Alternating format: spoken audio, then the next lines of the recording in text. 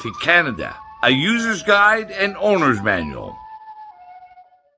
Many people want to fix this broken down machine called government. So join with me every week as we create an owner's manual to help people understand what these parts are, how they're supposed to fit together, and how to troubleshoot, maintain, and fix this broken down machine.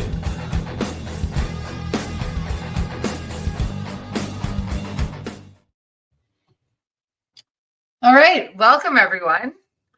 So another edition of Canada, a user's guide and owner's manual. And this week it is Chelsea and myself.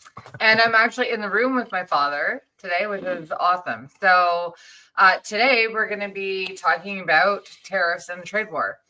So as all of you know, Trudeau has called tariffs and Trump dumb. Interesting he's calling tariffs dumb because he's implementing them faster than Trump is. But what we're going to be discussing in this episode is what Canadians need to know about tariffs and the trade war, and well, the trade war with the United States. And we're calling this episode Tariffs for Dummies with Randy and Chelsea Hillier. So tune in to see what we have to say about what's going on with Canada and the United States, Donald Trump, Justin Trudeau, and now Mark Carney as well. Oh, and we can't forget Doug Ford. Let's go. Yeah, well, Trudeau has stated that tariffs are dumb, and Donald Trump is dumb. And he was right about the first part anyway, and one of the few times that Justin Trudeau has said anything correctly. But of course, tariffs are dumb. So what is the dumber thing to do? And that is to put tariffs on Canada as well. So that's where we want to start off, just to explain to people what is tariffs, how are they going to affect us, and maybe give people some illustrations, some examples of how tariffs are going to disproportionately hurt Canadians in this trade war. Yeah, and I think that is important for us to also, like, we'll get to it, but for us to talk about the fact that in spite of, USMCA or NAFTA, its predecessor, that there have been tariffs in place between Canada and the United States for many years. And there's also been embargoes on tariffs between Canada and the United States and Mexico for years as well.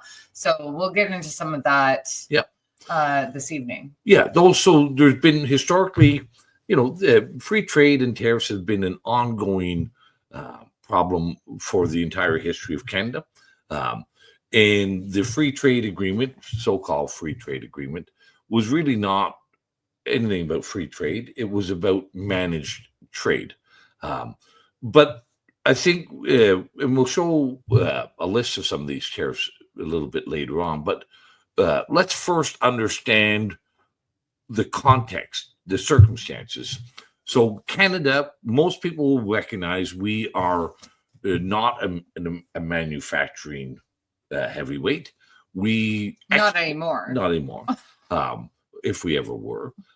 But we've become less so over the decades. And where our wealth is significantly derived from is the exporting of commodities, natural resources to the United States, who is our primary customer.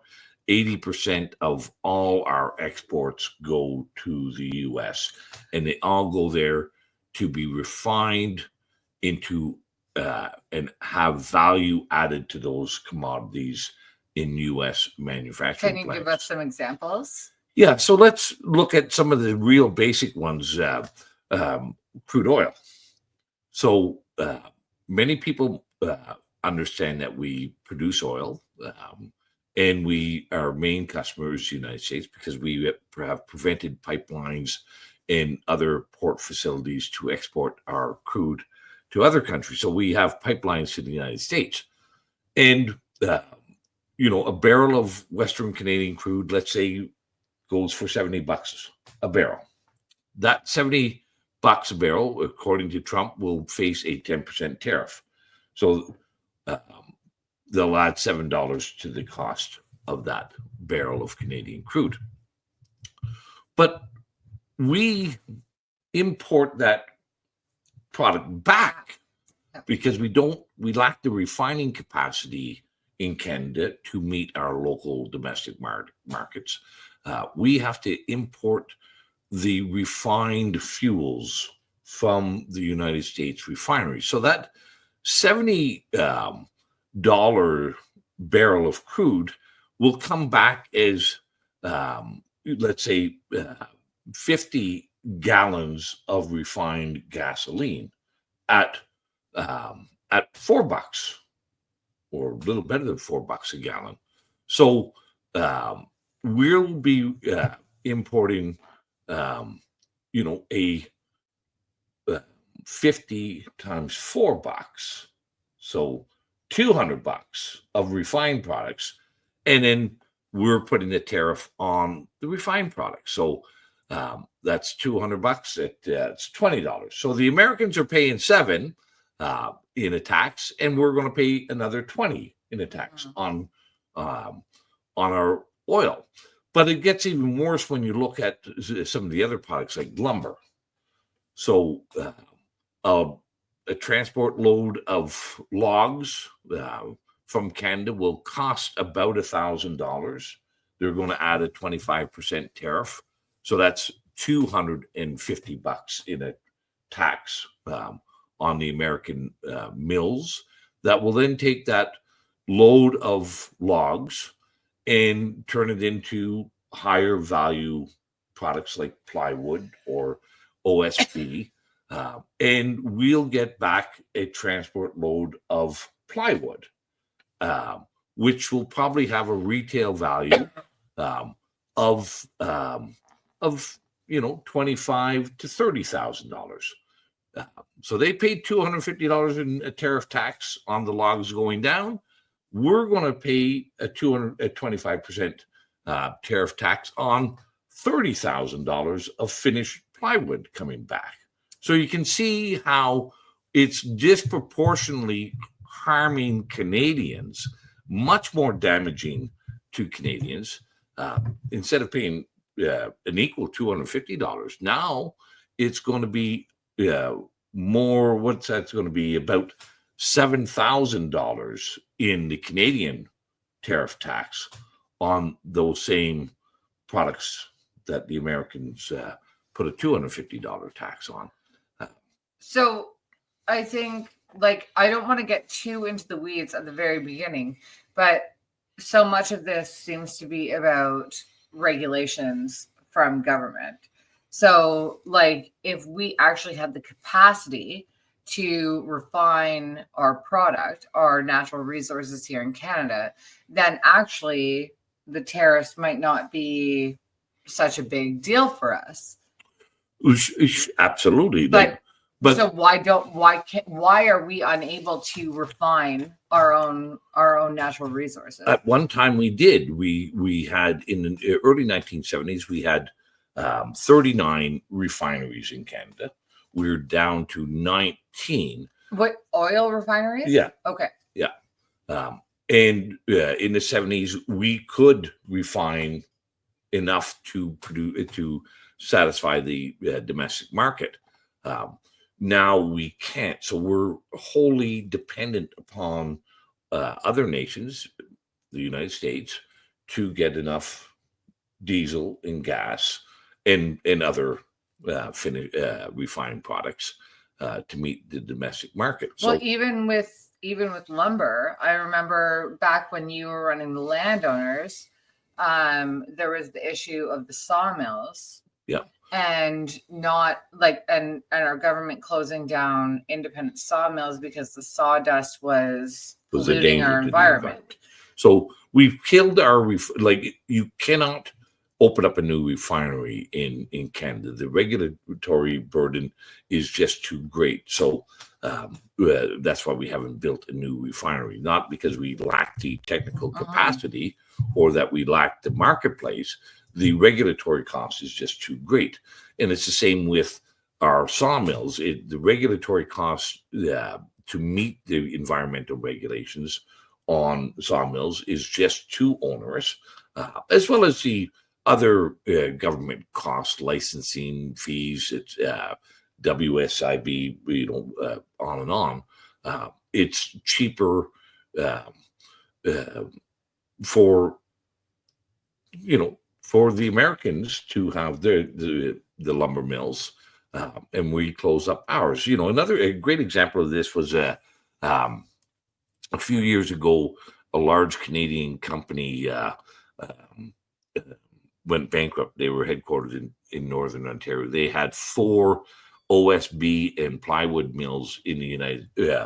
3 of their 4 mills were located in the United States. Even though they were a Canadian company, they Was that built. Domtar or No, I forget the name of. It was a big bankruptcy a few years back. But anyway, Georgia Pacific has bought all those mills, bought the bankrupt Canadian firm. They didn't reopen the Canadian mill, but they kept the 3 American mills open. Okay. So, we continually hamper ourselves. We continually shoot ourselves in the foot on our regulations. And now we're it's not good enough that we shoot ourselves in one foot. We're going to shoot ourselves in the other foot with these tariffs. Yeah, so let's talk a little bit. Maybe do we want to hear what Justin Trudeau has to say about some of this, and then we can sort of respond to it and talk about why what he's saying it actually really does matter, right? And I'm not saying that it's worthy, but it does matter. So let's share the screen. Let's share that screen here. At the bottom. That's a stop screen. Have we just fucked that up? Yep.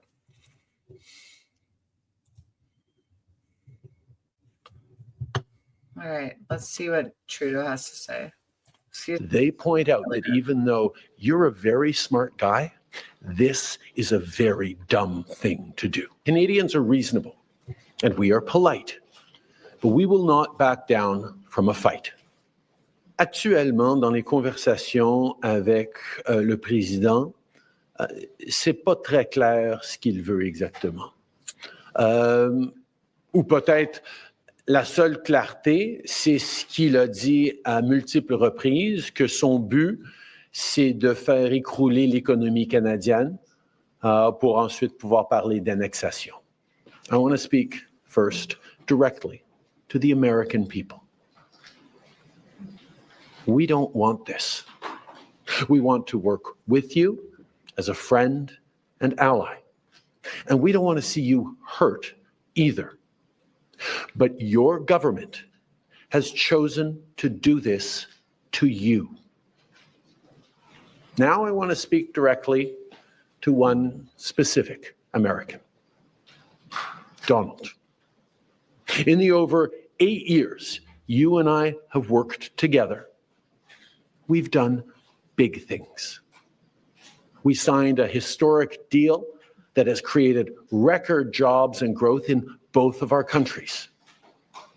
We've done big things together on the world stage, as Canada and the US have done together for decades, for generations. And now we should be working together to ensure even greater prosperity for North Americans in a very uncertain and challenging world. Okay, so there he goes. He calling tariffs and our largest trading partner dumb. Like I said at the outset, tariffs are dumb. But this idea that he's that the Americans are going to pay for this is just wholly stupid, inaccurate, false. The only one who's going to pay are Canadians, and we're going to pay with, if they want to keep ramping this up, we're going to pay with it with inflation. We're going to pay for it with job losses in our mills, in our primary industries, and we're going to pay for it with bankruptcies and an ever declining standard of living. Right, because the tariff is a tax on us, not a tax on them. Yeah. And in fact, Trump has continually put off the tariffs that he's threatening on us. Yeah. So maybe this is a good time to get into, like, what is Donald Trump's end goal with these tariffs, so that we can sort of start to understand why he even threatened them in the first place, and then perhaps talk about, how our leaders responded to his threats. Yeah, this is, Donald Trump is reorienting the United States to be a global dominant economy and a nationalist society. Like he has rejected the globalist game plan, and he's reorienting the United States to become a manufacturing industrial powerhouse once again, and to stop the offshoring of jobs and relying strictly on the financialization of U.S. debt to maintain their standard of living. And that financialization has come under threat, significant threat, by the BRICS, the alliance. So can you just explain in simple terms how America sells its debt in order to finance itself? So in simple ways, when a country prints money, creates debt, if that money remains in the country, then it creates inflation. It drives down the purchasing power of the dollar and drives up inflation. The United States, because they are the world's reserve currency, has been able to export that debt to other nations. Other nations have had to buy U.S. treasuries, U.S. debt for their transactions worldwide. So they've been able to export their inflation to other nations. BRICS poses a threat to that reserve currency status. And those countries that are, Brazil, China, Russia, India, South Africa, and a host of new ones that have joined up with BRICS are now trading without the U.S. dollar as the transactional currency. So China, Russia, and others have unloaded their U.S. currencies, their U.S. treasuries and debt, and they're buying gold as to back up their currencies instead of U.S. dollars. So those U.S. dollars have been coming back to the States, causing inflation. And Donald Trump recognizes this as an inherent danger to the U.S. Preeminent position in the world, and needs to blunt the BRICS movement. And I think that's in large part why he is so adamant to end the Ukraine war and reestablish cordial, productive relationship with Russia to blunt that growing threat to the U.S. reserve currency status. And also the Ukraine war really exposed the shortcomings of the U.S. economy, being dependent upon and reliant upon their countries like China and Russia for much needed natural resources and much needed equipment in their supply chains to maintain their military. China's they're becoming dependent on China for chips to run their sophisticated military hardware.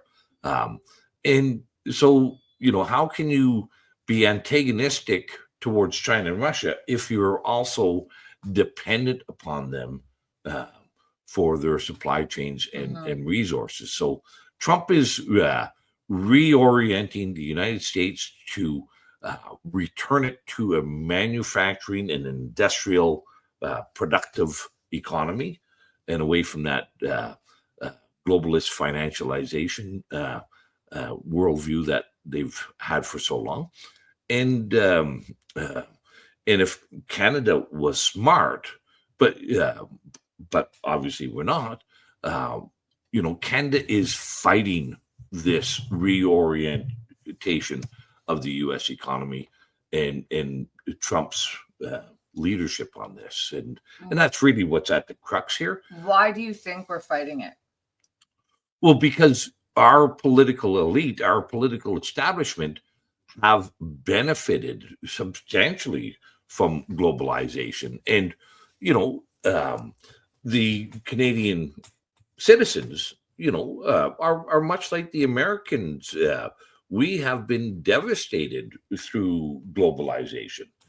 Our standard of living, just like the American Rust Belt, it has plummeted over my lifetime and continues to plummet. But our political elite, our political establishment are benefiting greatly from it.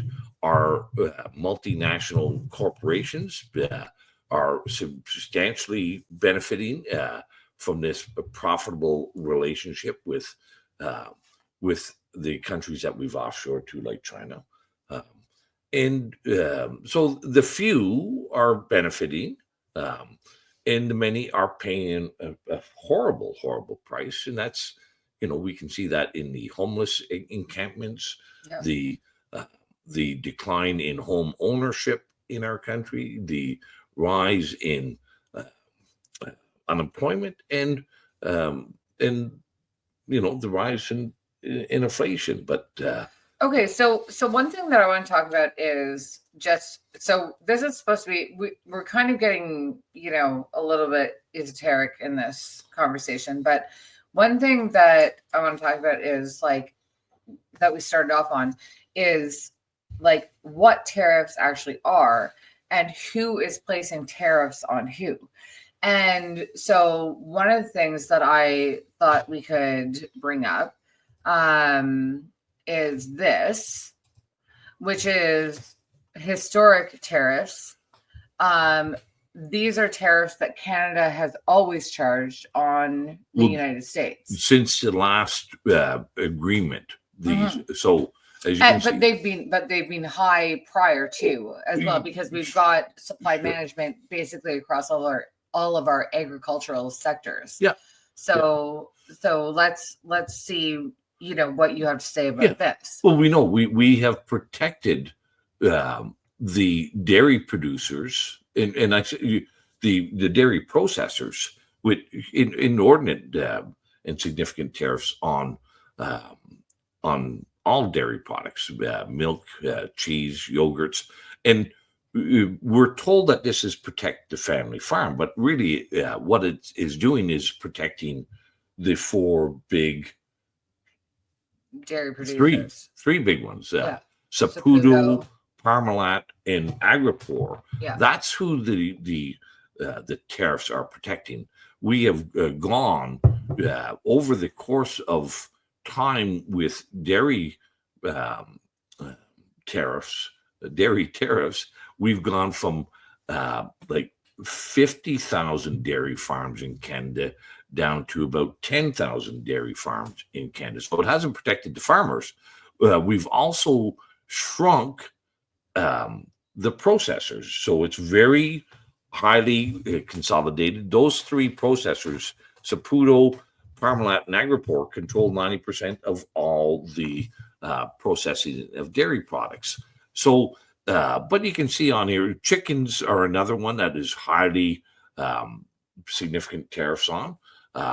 We also, I'm not sure, it's not on that list, but eggs are also in that 200%. Eggs are down here at 163%. And that is to not to protect the farmers, but to protect the processors like Maple Leaf Foods and the big processors. And even these things like steel, you know. Yeah.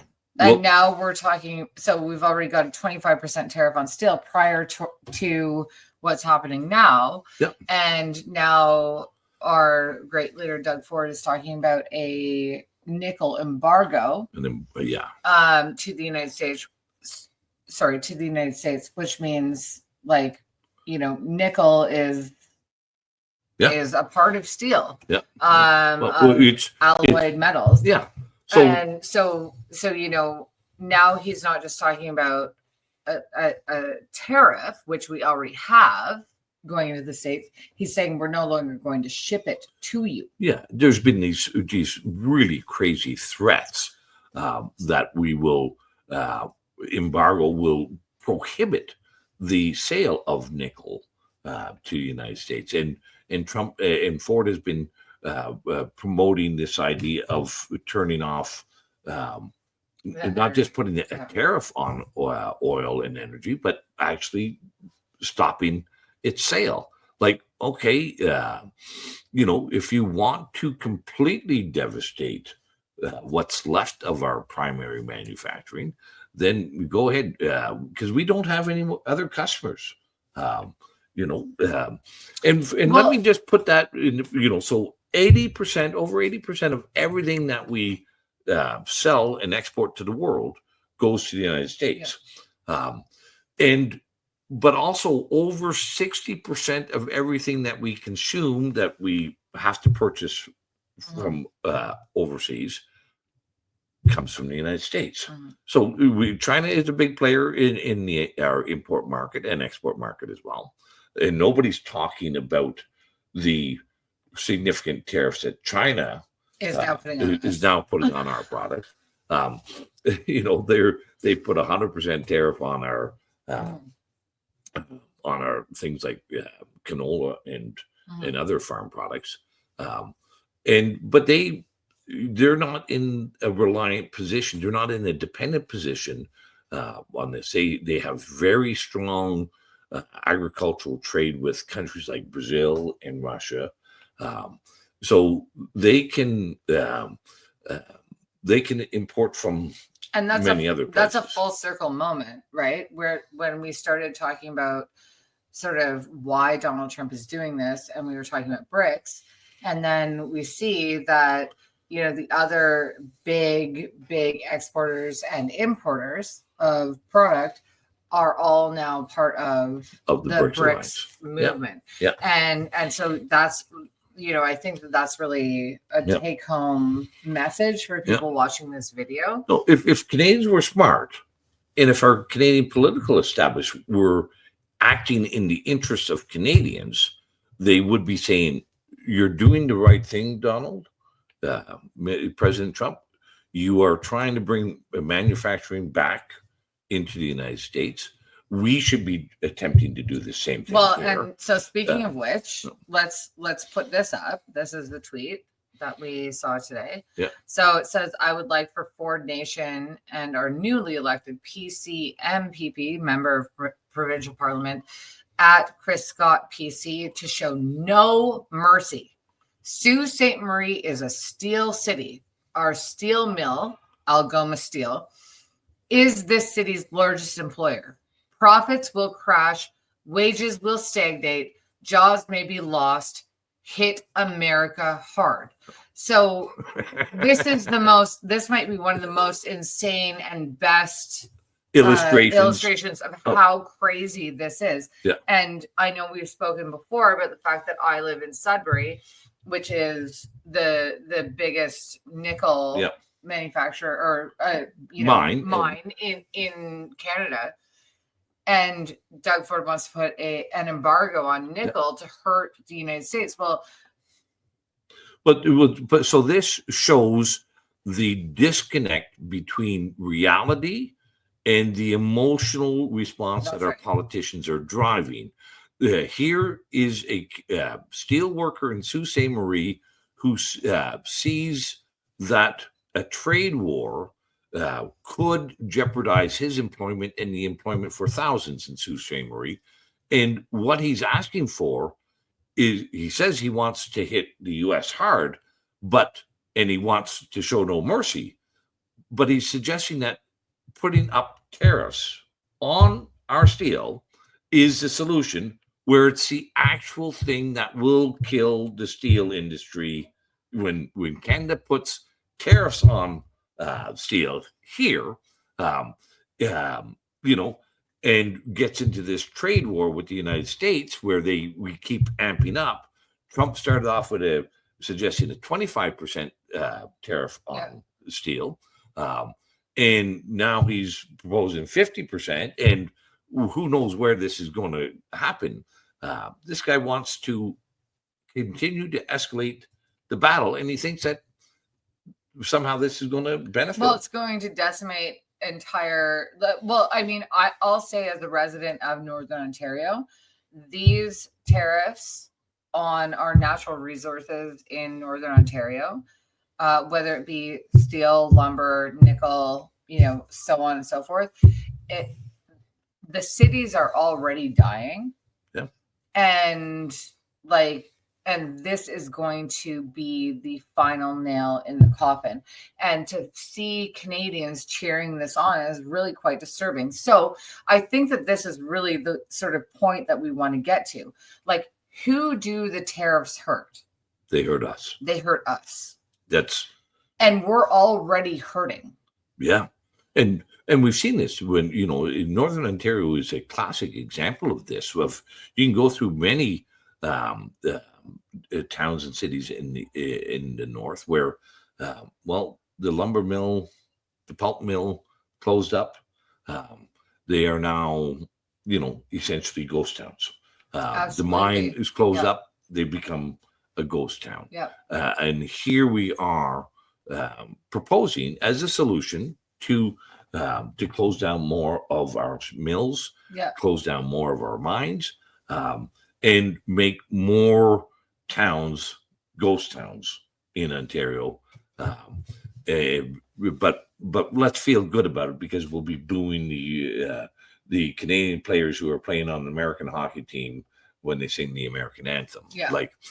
This is childish, it's immature, and it's hurtful, it's damaging, and it's destructive, and we are doing it to ourselves. Trump put on some tariffs to reshore the manufacturing in the U.S. That's not a bad thing. Well, that's what any smart leader would do. And they were tariffs on the raw commodities, so it would only be an increment, a very small component of the finished product, like it should with the logs and plywood.